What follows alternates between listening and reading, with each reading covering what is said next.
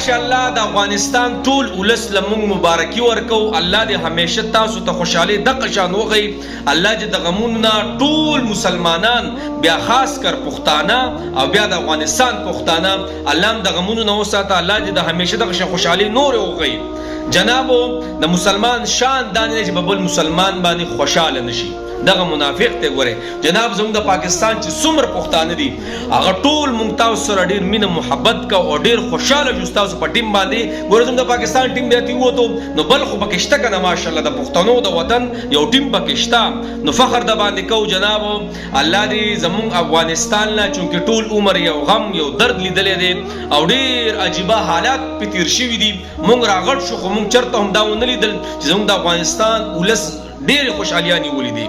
نو جناب دا خوشحالي ولیدا زموږ دعاګانې د افغانستان د ټیم سره دي. جناب هر ځای الله بریالي اوسېږي. کو زموږ ټیم ختم شو نو تاسو هم زموږ ټیم یې. مونږ ټول یو پښتانه یو زمونږ اسلام دی یو زمونږ پیغمبر دی یو رب دی.